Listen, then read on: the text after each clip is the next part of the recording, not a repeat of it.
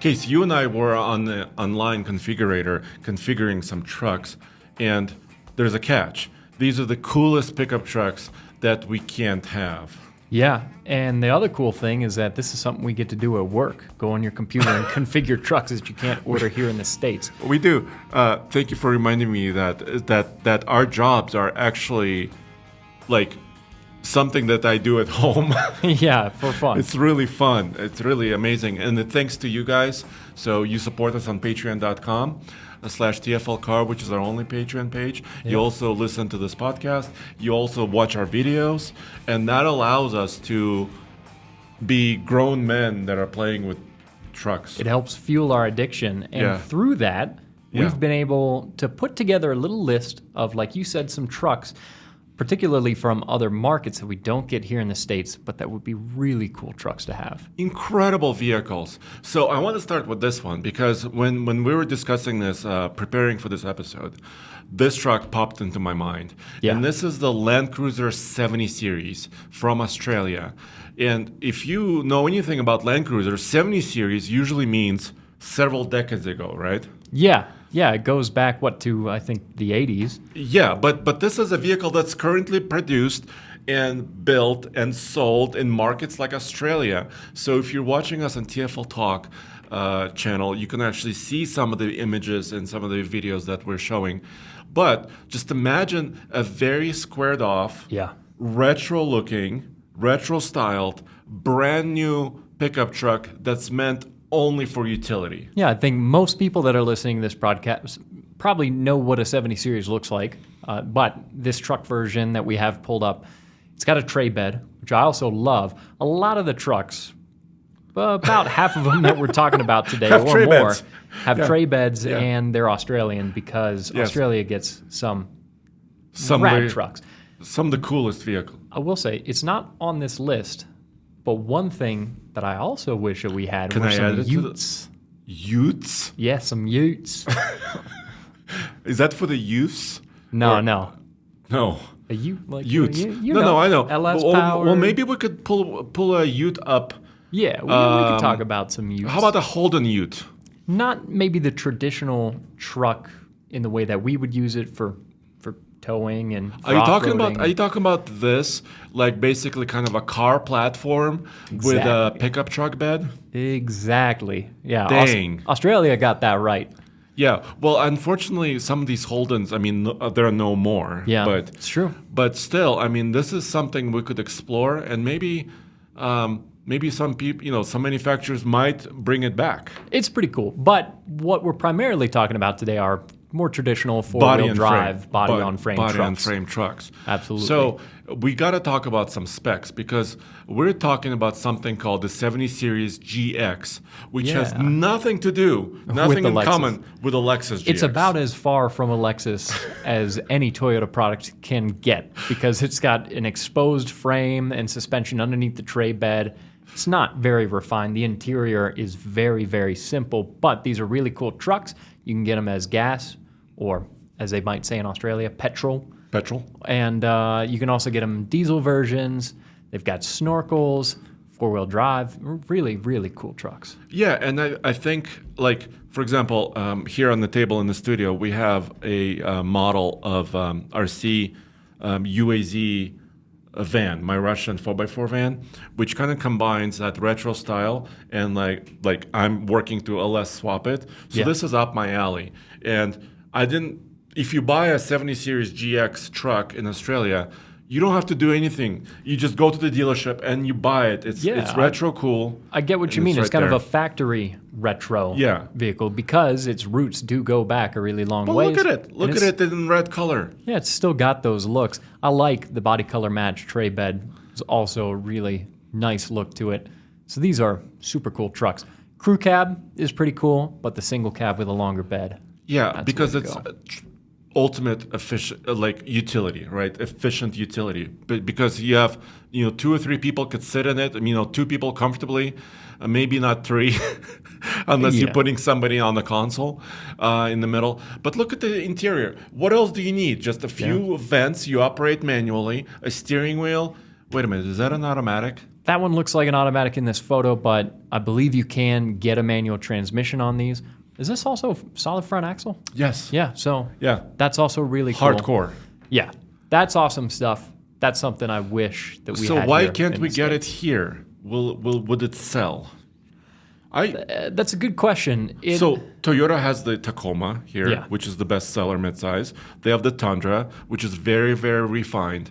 But would this sell here? I don't know if it would be a mass market seller because as much as enthusiasts love this kind of thing, I think the average person going shopping for a pickup truck wouldn't really understand it.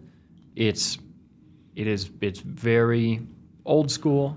Yes. It's not going to be as refined as something with independent front suspension. It's going to be we got to talk about utilitarian. We've got to talk about price, because if you're watching this and we clicked on the configurator right now and it says starts at 92,000, we Yeah. got to explain this. That's kind of a shocking number to look at. You got to keep in mind that these are Australian dollars. Yes, Yeah, and the conversion, like $100,000 US would be like 70K. like $67,000 Australian. So when you see $90,000 or $100,000 on some of these trucks in Australia that we're looking at, they're still pretty pricey, but that's more like 60, 70 grand.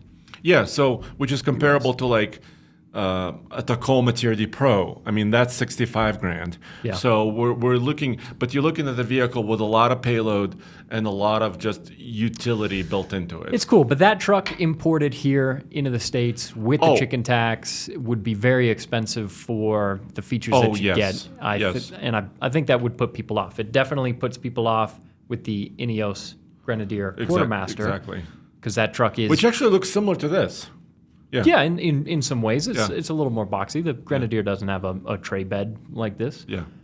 which Unless it would probably unless look you cool. go to J Couch and get a True. dirt box bed. Our buddy makes a little bit more of a rugged bed for it, but Yeah. that puts people off the Quartermaster because it's pricey for what you get on the inside. So I think it would maybe be the same case for this. There would be some enthusiasts that would go for it, but I don't think it would be a mass market seller. But I would like it.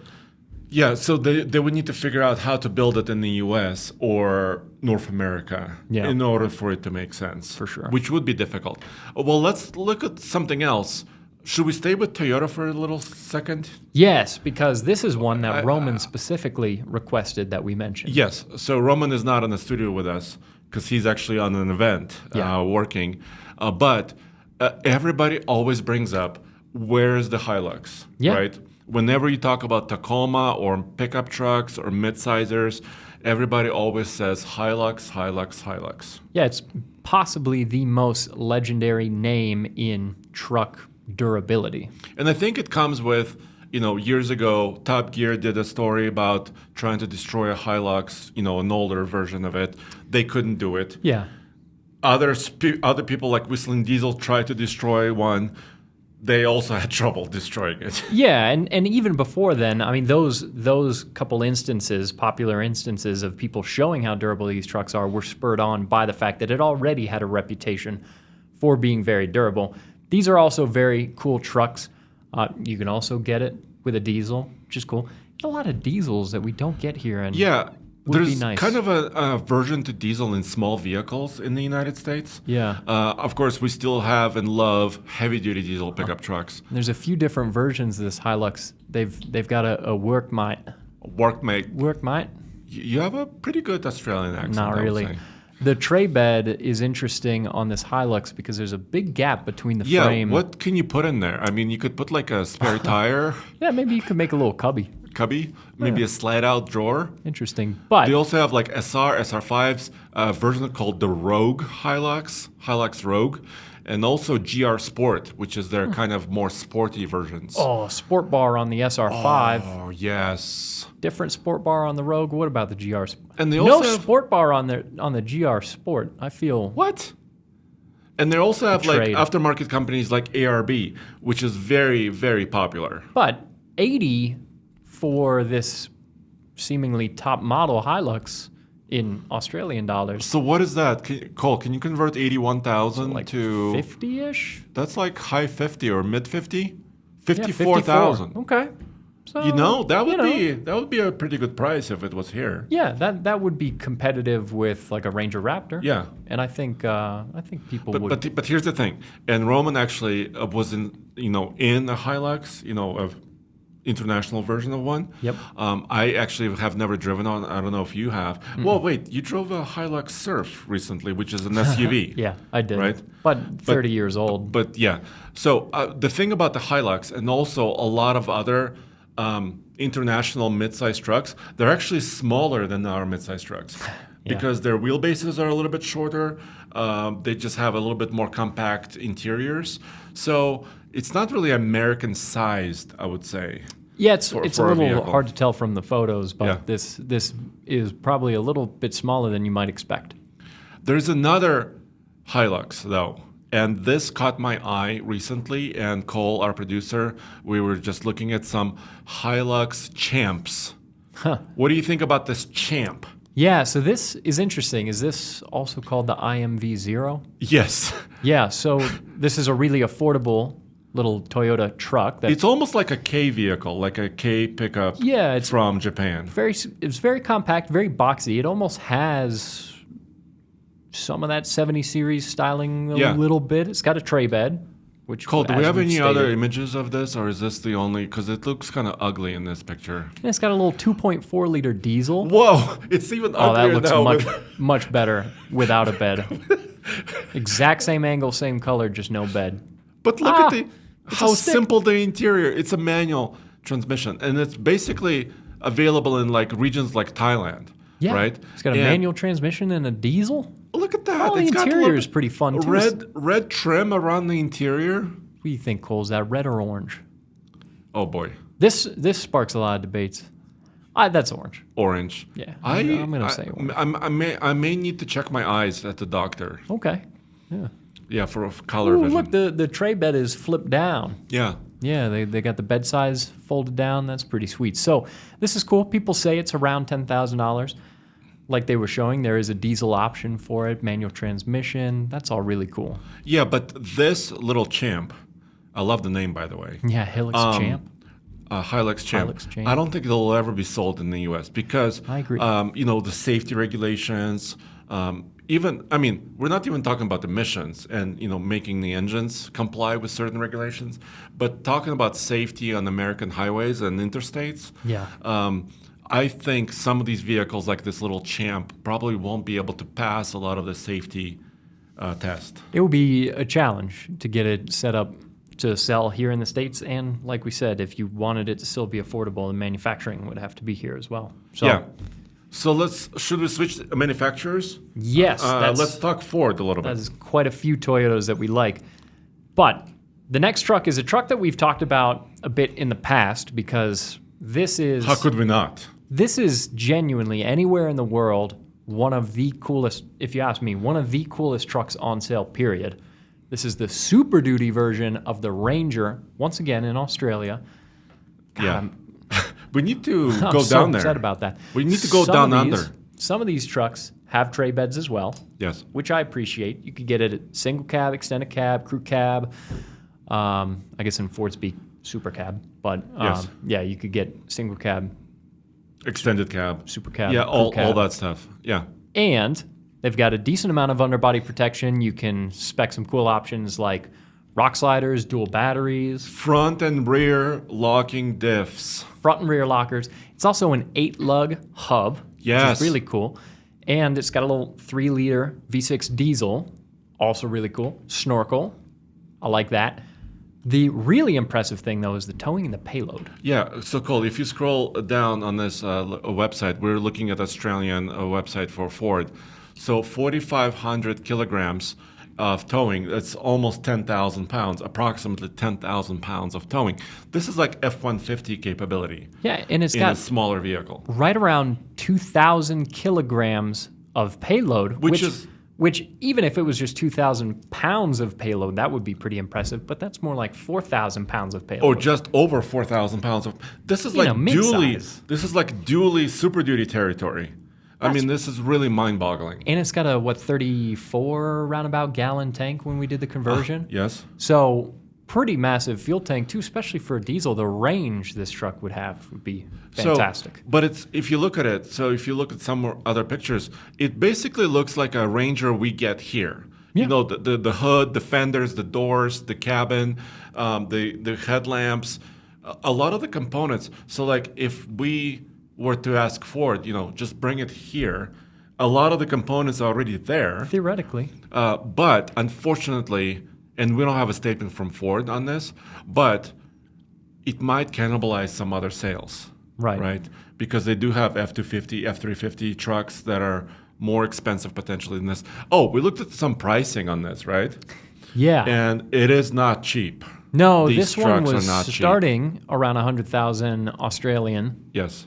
So that's starting around 60, 70,000. So how about the US extended dollars. cab? Can you click on the middle one? Yeah. So let's pretend we're in Sydney, Yeah, so we'll 2026. Okay. 202 almost. There it is. Yeah. So 101,000 Australian dollars translates to what, 70K? Right about $70,000 Yeah. US. Yeah. So once again, and they do have some options. Full-time four-wheel drive too. Yeah, I mean, this is Man. pretty crazy. Yeah, that's a really cool truck. I'm going to go ahead and say it that of everything we're talking about on the list, this is the it. one that I like the most. So I might agree with you, except the next truck. Just wait until. But just one more second on this one. The reason why I think it's a really amazing, you can park it in most garages, Yeah. right? Because it's narrower. The footprint is still not massive. Yeah, the footprint, it's not super tall. Like it's basically on 33s, right? So it's not super tall. It's not lifted. It does have, of course, a snorkel. It seems everything in Australia must have a snorkel. Yeah, we've seen a lot of trucks today with snorkels. So it's compact. It has insane capability. It's very expensive, but I think you get a lot of value out of that money, right? Yeah, as far as it being rugged, this is definitely a truck that you could take into some very unforgiving conditions. Yeah. And it's also a truck that's got a lot of utility, a lot of capability, a decent-sized bed, a lot of towing, a lot of payload, like we said. So it checks all the boxes. It would be amazing to take it for a drive. So maybe I should call Ford. We might have to go to Australia. I've been saying this. Yeah, I'm with you. Let's go Yeah. to Australia. Yeah, Yeah. let's make a trip. All right. Speaking of other countries, wait until you see this pickup. Yeah, I'm interested. So you have written down here Chevy Montana. Right. It's a very American-sounding truck, Yeah, right? right? Chevy. Cole thought that's so American. too. Montana. But look at this. Bam. Whammo. Yeah, which is interesting. So this is kind of a Ford Maverick competitor. Yes. But Andre, I do What? believe this is powered by a 3-cylinder. Well, that's the best power because it's compact. It's very efficient. Okay. So I like motorcycles with 3 cylinders. I don't know if I. But here, listen to this. Okay. Your fiance Yes. drives a vehicle, which is a Bronco Sport, which is also available sometimes with a 3-cylinder engine, right? I'm not saying anything bad about her. Yeah, she's got the big motor. She's got the big 2-liter. She stepped it up, right? Massive. But if you are a little bit more conscious of fuel efficiency and just Let's just pretend that I am. okay, pretend that you are. Right. So those engines exist. Chevrolet also has some 3-cylinder engines, especially like the Trailblazer, the little crossovers, the little tiny the ones. tracks, right? The trucks, I think that also has one. So that's a proven technology. Been a while since we've been in a tracks. I know. You and I went out to. We went to the launch event of the tracks. I don't remember anything about it. It was cheap. I do remember that. I remember one thing. Starting under 20K. Used to. I don't think it does anymore. It's a little bit more now. That was actually a pretty decent car for the money. Yes, but imagine Anyway. if you take the tracks and cut off the rear section, make it a bed, and now you have a Maverick competitor. You know what? Framing it that way, I do appreciate it a bit more. If this truck started here in the States, if it was offered here and it started under $20,000, then I would be happy about it. I think this is a Brazilian market. Yeah, one of vehicle, them. right? One of the markets is in Brazil for this. I don't know, Cole, can you maybe find a configurator for like a 2025 Chevy Montana? Should be easy. Should be very easy to do. Just have to speak Portuguese.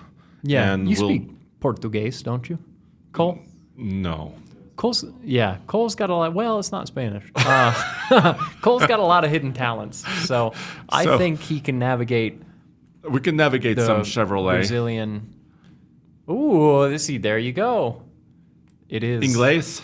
Oh, you're not going to try it in Portuguese? All right. So is there Oh, one? look at all these interesting things. Look at this. It They still only have an starts S10? at 141,000.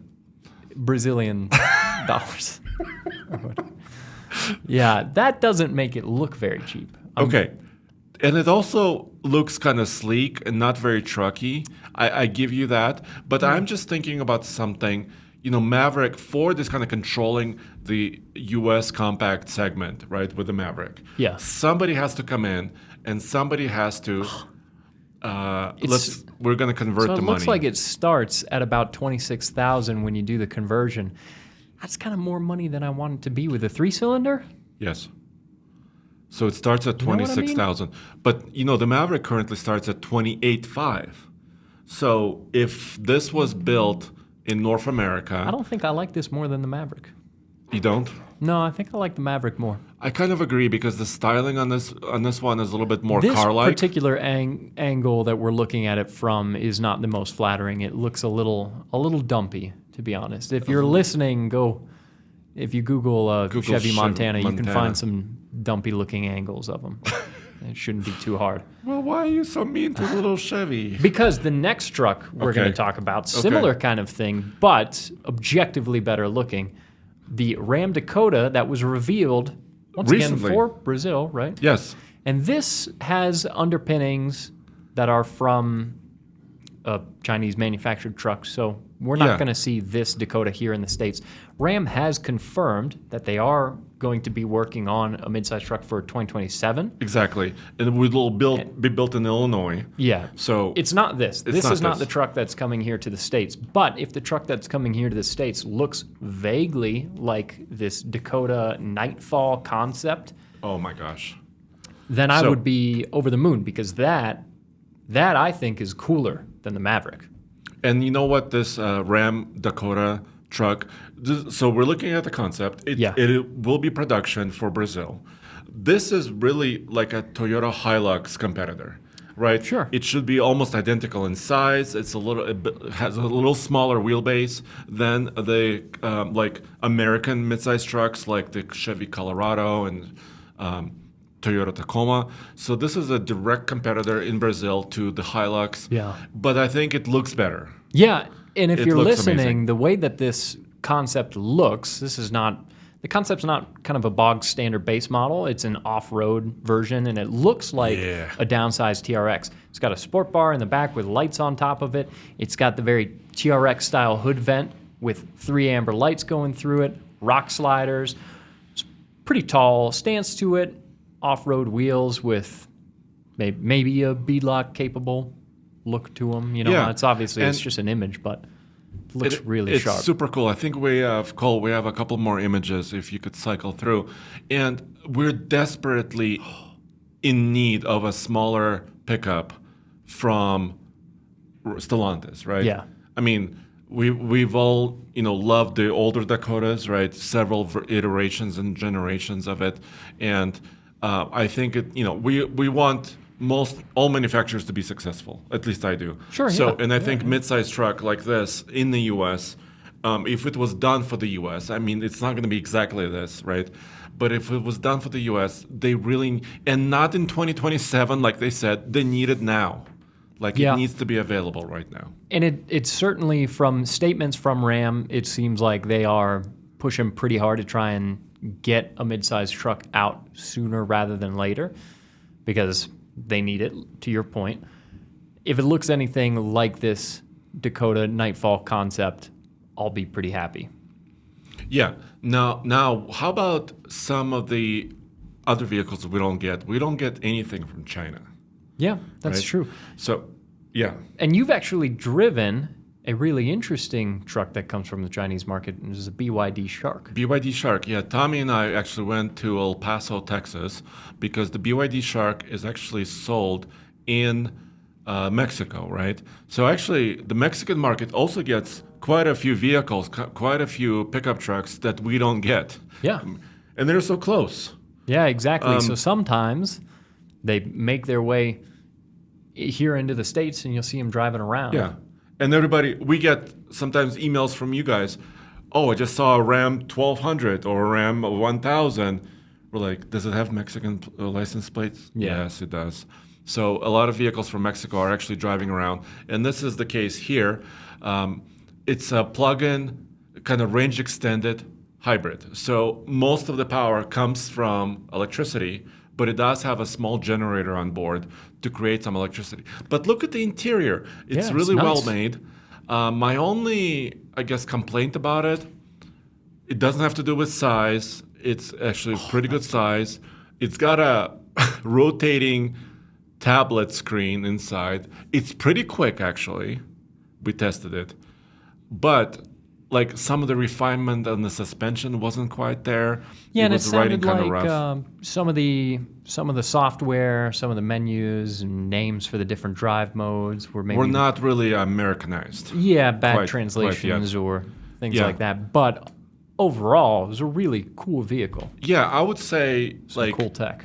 it's like 95% there. If they spent a little bit more time on suspension tuning and just the way it rides, so it's not too harsh over certain terrain and pavement, and if they fine-tune some of the interfaces, I think this could be a very interesting vehicle. And it's not super expensive either. I mean, relative to some of the other pickup trucks that we have. Yeah. So, but of course, right now there's a lot of just kind of government pressure against allowing Chinese vehicles to come in. Yeah. But they're out there. You can't ignore them. Yeah, and there's some interesting products out there for sure.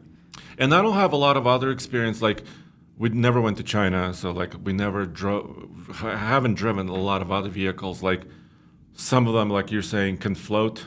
Yeah, I think it's the Yangwang U8. Yes. There's a video of one of those driving around in some deep water. Some of their electric cars can jump. Yeah, I Right? think it's the U9. Also, another Yangwang. They're innovating a lot. Yangwang is. Yeah, I think the Yangwang U9 Yes. can jump Over like bumps. Yeah, or potholes. spike strips if you're a crime enthusiast. Wow. We do not condone, We don't by the way, jumping over spikes. know, but they.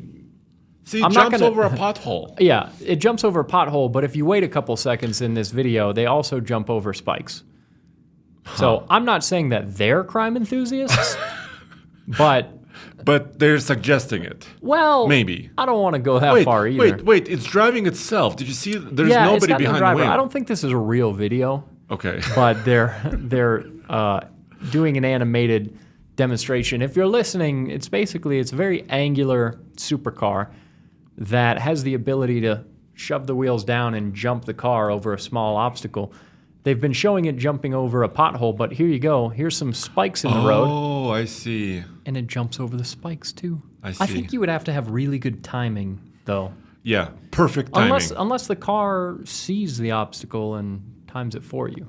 So this type of active suspension, by the way, is not totally out of the world for us, right? Because, for example, like we've worked with liquid spring suspensions on big Ford Yeah. trucks before, and those are hydraulic spring shocks, basically cylinders that are linked together with hydraulics, and they don't just absorb the terrain; they can actually extend down, right? So, Yeah. and they use it for load leveling. They use it for corner leveling. And then there's the GLS 600 That hops. that bounces, Yeah. which is pretty cool. Mercedes. So yeah, I would also be on board with more vehicles that can bounce and jump and such. And jumping might be an extreme like show-off feature, but it could also be useful. Like like we said, load leveling, making sure the ride is actually really plush, but also be off-road capable. Right? You Yeah. can combine those things. Yeah, for sure. I think jumping cars is super fun. Yeah, we love jumping Raptors and TRXs. And you and I jumped 4Runners.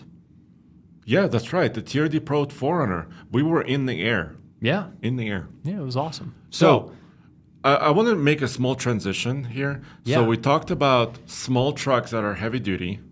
And we also talked about trucks that we wish would come back, like the Dakota. And I recently... Well, do you want to talk about this and where this story came from? Yeah, there's an interesting truck that has been much forgotten about. Yes. And Andre actually saw one on the road recently, which is cool. 3 days ago, I saw it at a local Costco, They're- and I was beside myself. They're kind of few and far between, but I was talking to a buddy of mine named Grant who does a lot of Colorado off-road recovery. He's a big Ford fan. He's had several Ford trucks, and one of the Ford trucks that he had at one point was an F-250 light duty. And this is an interesting chapter in Ford's truck history. It's one that I think a lot of people don't know about. I believe it was from 1997 to 1999. They had this F-250 light duty. It's got the body of an F-150. Yes. But it's got a beefed up frame, rear Hubs. axle, suspension, and instead of a 6-lug or instead of an 8-lug, it's a 7-lug wheel and hub. So there's a website talking about this in detail. There's fordtrucks.com. So you can actually see it right here. So there's an image of a 7-lug wheel, which initially looks normal, but then you start counting. You start counting 1, 2, 3, 4, and it's not 6 and it's not 8. So these wheels might be worth their weight in gold. Yeah, I'm not sure what they go for, but it's strange. It would be difficult to find a set of aftermarket wheels for one of these trucks if that's something that matters to you. But after the F-250 light duty, it turned into the F-150 7700. Yeah, and 7700 series package, it really refers to the gross vehicle weight rating. So basically 7,700 pounds. Here's another picture. So it was in the era of F-Series where the F-150 was really kind of bubbly and really the jelly smooth. bean. The jelly bean generation. So late 90s. And look at these. They look kind of beefy. I mean, this is a little bit of a modded image. It's pretty cool. So if you're driving around and you see a Jelly Bean F-150 body with an F-250 badge, yeah, that might not be somebody just putting an F-250 badge on an F-150. It's very likely an F-250 light duty, a pretty unique truck. So this concept was also, we can talk about what GM did here as well, but this concept is kind of like the Ranger Super Duty, right? Where you have a smaller vehicle that's not very huge, but you're giving it upgraded suspension, hubs, wheels. Yeah. You're giving it more payload capability. So it's the same concept that was done, almost 30 years ago. Yeah, and it kind of bridges the gap between an F-150 and an F-250, a smaller truck and a larger. But now the question would come up, why don't you buy a real F-250 then? Well, yeah, you could also do that. How about an OBS truck with a big old power stroke? Yeah, that sounds good to me too. That's a good question. But this is definitely an interesting little bit of truck history. Yeah, and actually when you first mentioned it to me, I completely forgot about it. But then, and of course, as luck would have it, it rolled into Costco. Yeah, and you saw one in person, which is cool. It didn't go inside the store. It was just rolling right next to it. That's good. They didn't drive through the front of the store. But when I saw it, I was like, I totally flashback. I was like, oh yeah, I remember. Because I was in college in this era. Yeah. And I remember these F-250s rolling around. So it just kind of came back to me. But Chevy did something similar. GM did something similar. Cole, can you look up Silverado 1500 HD? Now this is the truck. Is this what you want? So you have to be careful. Yeah. So sometimes it came a little bit later. So it was basically this generation, kind of angular headlamps. Yeah, cat eye. Yeah. Wouldn't that be cat eye? I guess it is a cat eye. But then it had heavy duty. I believe there was 8-lug hubs. So it really looked like a heavy duty truck, except when you walk next to it, it says 1500 on the side. Yeah, so they're pretty interesting vehicles. I think these are some things that we forget about a lot of times because they weren't huge sellers, any of these. Now, we also talked about Dakota. Roman and I were driving. We were doing a Ford Expedition I Gauntlet. You weren't around. I think you were at the Out of town, Harley Davidson. Harley event? Davidson. Yeah. Yeah, I was riding Harleys. So we were missing you on the highway in Riding the mountains. Harleys for work. I wasn't. For work. I wasn't just out and about. That's work. But look at what I saw. So I'm sorry if you're listening to us, but you could also watch it. It's a crew cab Dodge Ram Dakota, so an older generation. Yeah, second generation Dakota with A fifth wheel. a little fifth wheel single axle camper, which is pretty cool. It's Look at that. this whole setup that these gentlemen have going is pretty rad. And look at the quality of the Dakota. Yeah. The wheels have no blemishes Oh, on it's them. got paint on it. That's how you know it's a nice Dakota. It has absolutely paint on it. And the paint is shiny. Look at this. Yeah. You could see all the reflections in this paint. I'm impressed. So it's a very impressive little vehicle. And it has no badging on the side. So I wasn't sure if it was a V6 or a V8 version, right? If they're towing in the mountains, I would hope it's a V8. Yes, because they had several engines Yeah. available in these Dakotas. But I thought it was just the bee's knees, I like that. That's a good combo. just the cat's pajamas. Yeah. Now you've also got some ideas for truck names. Yeah, you and I were doing a different video, and I was wondering, like, oh, you know what spurred this on? No, we were There talking was about the judge, right? Well, also, we saw a police Tahoe. So, Cole, I don't know if you could look up an old generation of a Chevy Tahoe police pursuit, but this Tahoe was a police Tahoe lifted with steel bumpers. Oh, yeah. So it would have to It be had a a little bad- bit older. It had a bad pair of bumpers It on had a really dumpy looking metal bumpers. So slightly older. like a GMT 800? Yeah, Yeah. 800 so police. It was a bad looking set of bumpers that were on this particular police Tahoe. Anyways, But so I don't think they bought it for style. But on the side of it said sheriff. And I came to thinking, why aren't there more really, really amazing? Like they have the Trail Boss, right? Yeah. Chevy Trail Boss. But Sierra has AT4, which is kind of an alphanumeric character, right? Why don't they have other cool names like the Sheriff? Like the sheriff. Yes. Or the other one that you have, I like the outlaw. The Outlaw. So how about this? I think we need some help from our listeners and viewers too, because I mean a lot of names are already taken, right? Like for example, aftermarket companies like Hennessy, you know, they have like the Mammoth packages, or they have like Velociraptor packages. You know, they have a lot of different cool names. We need more cool names.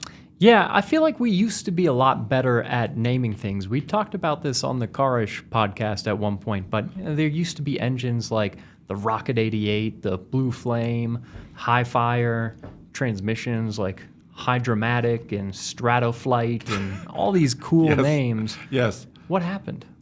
I don't know what happened. Now No, we have now it's- alphanumeric. Now it's just 10L, 10L80, 10L100. And It's just And they also, what bothers me is like, so Ford is pretty good at this, but other manufacturers could learn a little bit more. Like Ram is good because they have the Hemi badge on their engine. It Yeah. may not mean the same what it meant, 50 or 60 years ago with really hemispherical combustion chambers yeah, but even back then too, they had the 440 six pack. I know they brought the six pack thing. back. Back, So but- Stellantis actually has some good names that they're Sure, kind yeah, of bringing back. They're recycling some old stuff. They're recycling some really good brands and names.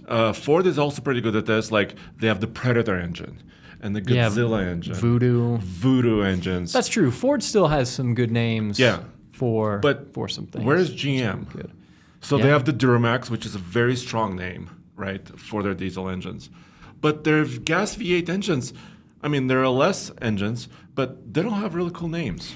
It's very difficult to keep track of all of the Iterations. all of the different GM, GMT 400, GMT 800, GMT 900, and then engines at L98, LT4, LT1, LT5, LS1. LS3, LSX. LS6, LS2, LSX. Yeah, there's there's a lot of things. Z06, Z71. Yeah. There's a lot there that's pretty hard to keep track of. I wish they would just give them names like what you were saying Ford did. That's pretty cool. Voodoo. That's awesome. I can remember that. Yeah, and when you say like the Predator or Carnivore engine, you kind of know it's a supercharged V8 that goes into trucks. Yeah. Right. So you have association. My Raptor is powered by this amazing Predator engine. I mean, that's freaking cool. Yeah. Like when you're talking to your neighbor, and they're like, "Oh, I have a." Although I mentioned at one point the Predator engine around Mary, and she didn't think Predator was a cool name, which I can kind of understand. Well, it's not for everybody, but yeah. I think but about Voodoo is cool. I think about the alien Predator. Yeah. The Predator, yes. Yeah. So which is pretty tough. You mentioned Judge. Yeah. I mean, that was a name cool name. from the past. Yeah. The Judge is cool. So maybe we could get better at naming some stuff. But what is cooler? And I had this conversation with Roman as well. What is better? Is it really kind of? Do you want to be on the side of the law with the sheriff, or do you want to be the outlaw and kind of the bad guy? Because like Hellcat sounds like a kind of a bad guy. Bad guy. The Jailbreak. The Jailbreak is kind of a bad guy. Right. So Roman's point was you have to be like on the side, just questioning authority, and that's kind of where you want to be. But I think both work. Because the judge would also, that would be more on you the decide side what of to the do. law. You are the If you're decider. thinking that kind of judge. I don't know if you could make a car called the bailiff. Might not work as well. How about the juror? The juror, yeah, it's also not as cool. But it is kind of interesting though. Like we were just talking about Harley Davidson, and Harley Davidson has this interesting history of being both the establishment, because police motorcycles, historically a lot of Harley Davidsons Yes, as absolutely. police motorcycles, but also anti-establishment.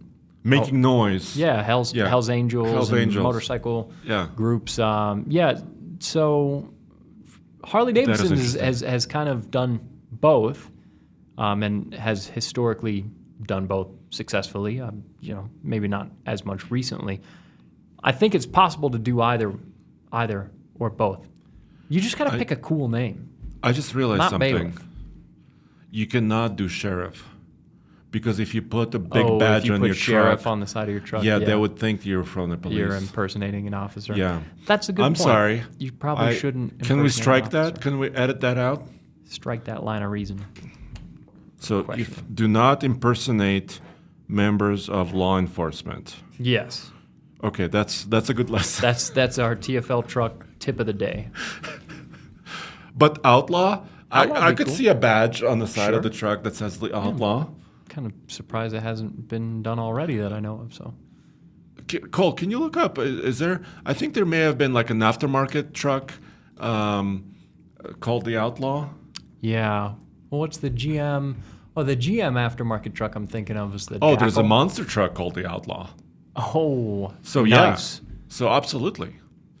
So why not have a production vehicle named that? Maybe in general we should start modeling production trucks after monster trucks. Yeah, like the Gravedigger. Sure. Right? Yeah. Maximum destruction. Cole, would you buy a Gravedigger pickup? Cole's on board. Cole said yes. See? Nice. But I don't know if Mary would go for that. She might not. For a Gravedigger. No. So it depends on the audience, right? But I think it's still cool. Yeah. Like a Raptor truck is cool. ZR2, I always had an issue with that name. Yeah. Because I understand where it comes from. It's a code, right? It's basically kind of a purchase order code. Yeah, RPO code. RPO code from the General Motors days, like ZL1 and many others. But it's a ZR2 truck, which is their most capable off-roader, but it has the number 2 in it, which is two-wheel drive. Yeah, it doesn't. Which makes no sense. It doesn't have quite as much personality as some of the other names. It also has no X in it. Oh, and you gotta have an X. Yeah, whenever you put an X into a name, then it becomes way cooler. like the Outlaw X. Perfect. You know what I'm saying? I think we could do without the X's, actually. So yeah. And also, if you want to, so we have a truck alias email, ask@tfltruck.com. So if you do have some interesting images, like a Dodge Dakota towing a fifth wheel, send it to us. Yeah, absolutely. And yeah. especially, too, if you're a member on Patreon, you can send us some questions, some comments. Exactly. And we can talk about them here in the podcast. Yeah. And then, we can answer some questions from previous weeks. Yeah. We're also going to be regularly recording this podcast live on Patreon, where we'll be able to interact with people. And there's one more. Yes, we are. And there's one more thing. Last week, Roman was here. Yeah. You were not. And Roman posed a question to our audience. He asked, and Cole remembers this too, he asked 2 vehicles in the history. They're not necessarily trucks, by the way. So his question came kind of tangentially perpendicular to what our discussion was. Right. But there's 2 vehicles that are humongously popular in the current day that were designed by Skunkworks group of engineers inside the company that were not sanctioned by the company they were working for. But once the company found out what they were working on, then they became insanely popular and they built them. So there's 2 vehicles and they're not necessarily pickup trucks. In fact, they're not pickup trucks for the most part. So I don't know if there's any comments. Cole is looking through comments on our previous episode of people actually kind of guessing and answering some of this. So do you know those 2 vehicles? Well, somebody in one of the comments said Trans Am. I'm not sure if that's what they were talking about. I do know that the Lamborghini Miura was initially a vehicle that I don't think Ferruccio Lamborghini was interested in making. But some of the people working with him, like Bertone, right? Yeah, I don't know. So I'm not not humongous. I just watched the movie yeah? Lamborghini. Yeah. Yeah, Is it good? What I enjoyed it. Cool. Because I wanted to learn. There was a movie about the Ferrari, right, Mr. Enzo, but. I enjoyed learning more about Lamborghini, and what I saw in the movie is that he drew what he wanted the Miura to be on a napkin, but I don't know if it was called the Miura at the time he drew it. Yeah, but Roman wasn't thinking about. So there is some question. There are some answers like Mercedes 300 SL, Pontiac GTO. So Roman was not thinking about any of those. The first one relates to truck. It's the Rubicon Jeep. Interesting. So the Jeep Rubicon, we actually interviewed some of the engineers who were in this tight little team. They had the Wrangler, basically, when the Wrangler was named, after CJ7, right? The Wrangler name was coming out, and the Wrangler was the thing. They wanted it to be more capable. So they went away and they designed something, and somebody said, we should call it the Rubicon and really do the Rubicon Trail. And Jeep liked it after that, and now it's super popular. So Rubicon was one.